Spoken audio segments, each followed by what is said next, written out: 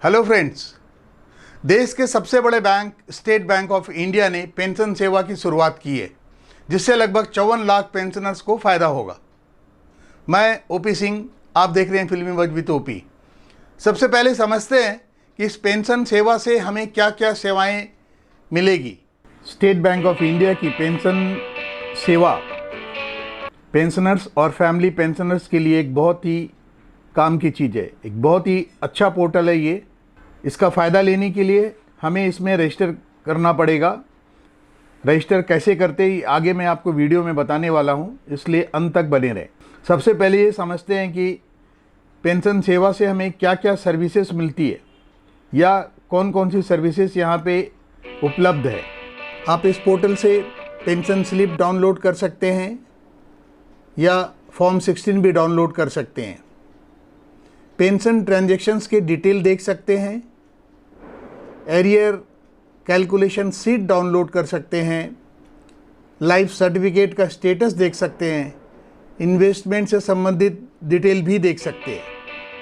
इसके अलावा कुछ एक्सटेंडेड बेनिफिट भी दिए गए हैं पेंशनर्स के लिए, जैसे मोबाइल फ़ोन पर SMS alert pension payment detail के साथ, पेंशन स्लिप ईमेल के द्वारा, पेंशन पेइंग ब्रांच के द्वारा, शाखा में जीवन प्रमाण सुविधा उपलब्ध और किसी भी ब्रांच में लाइफ सर्टिफिकेट जमा करने की सुविधा।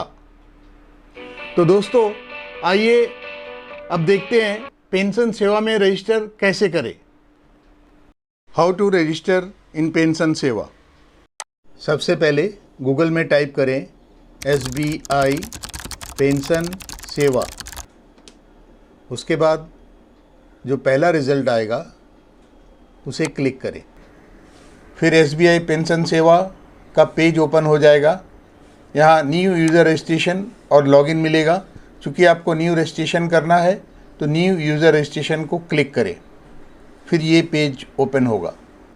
यहाँ सबसे पहले आपको अकाउंट नंबर दिख रहा है, तो यहाँ पे आपको अपना अकाउंट नंबर डालना है। ये अकाउंट नंबर SBI का होना चाहिए और जिसमें पेंशन आता हो। उसके ठीक नीचे आपको डेट ऑफ बर्थ दिखाई दे रहा है। डेट ऑफ बर्थ में आपको अपना डेट ऑफ बर्थ डालना है, जैसा कि PPO में है। ये साइड में आपको एक छोटा सा कैलेंडर दिख रहा है, उसको जब आप क्लिक करेंगे तो उसमें मंथ, डेट ये आ जाएगा। वहाँ से आपको अपना डेट ऑफ बर्थ मार्क करना है। डेट ऑफ बर्थ के नीचे कैप्चा है, उसे आप हूबहू टाइप कर दें। यदि कैप्चा आपकी समझ में नहीं आ रहा है, आप उसे नहीं पढ़ पा रहे हैं, तो उसे आप यहाँ से चेंज कर दूसरा कैप्चा ले सकते हैं। इसके बाद नेक्स्ट को क्लिक कर दें।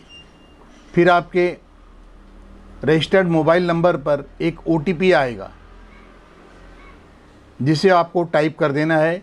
फिर इस तरह का इंटरफेस ओपन हो जाएगा। यूज़र आईडी, आपको एक यूज़र आईडी बनाना है।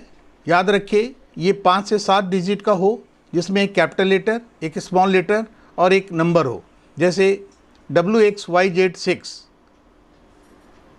इसके बाद आपका अकाउंट नंबर भी वही होना चाहिए जो आपने PPO में दिया हुआ है।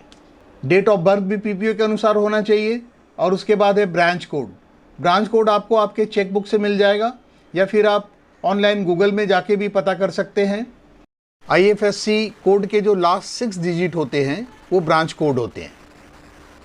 और अंत में है ईमेल आईडी भी वही होना चाहिए जो आपने PPO में दिया हुआ है, ताकि आपको मैसेज और लॉगिन करने का लिंक भी उसी में आए।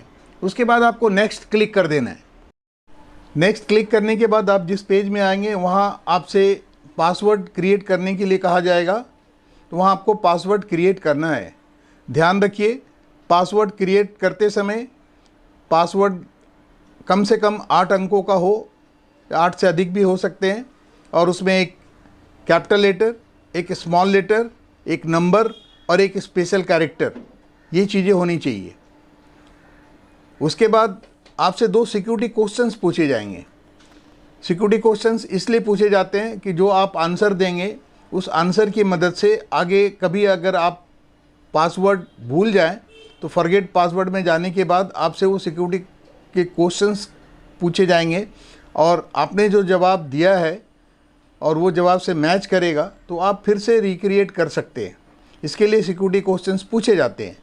जनरली ये क्वेश्चंस होते हैं, matter name of your mother, your best friend, your best game या स्पोर्ट्स, या your high school, name of your high school. इस तरह के क्वेश्चंस रहते हैं जो आपको इसमें से कोई भी दो आपको आंसर करना है, एक आंसर करना है, और इसकी मदद से आप इन फ्यूचर जब आप पासवर्ड भूल जाएं तो आप रिकवर कर सकते हैं। दोस्तों, इसके बाद जब आप क्लिक करेंगे तो ये आपको एक मेल चला जाएगा, आपके जो रजिस्टर्ड ईमेल आईडी है उसमें एक मेल चला जाएगा जिसमें लिंक भेजा जाएगा और वहाँ से लॉगिन कर सकते हैं। अब आइए कि अगर इस पोर्टल से आपको कोई शिकायत है, अगर लॉगिन करते समय आपको प्रॉब्लम आ रही है और आपको शिकायत है, तो आप शिकायत कहाँ दर्ज करेंगे, यानी ग्रीवेंस रिड्रेशल, शिकायत निवारण।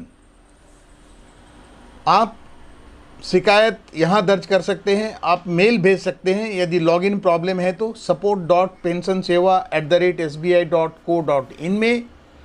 आप SMS भेज सकते हैं, टाइप कीजिए अनहैप्पी और उसको भेज दीजिए 8008202020 में। अब 24/7 टोल फ्री नंबर भी है 180042538800 या 1800112211। आप बैंक को मेल भी कर सकते हैं, customercare@sbi.co.in। होपफुली ये वीडियो आप लोग को पसंद आया होगा। Please like, share and subscribe. Thank you.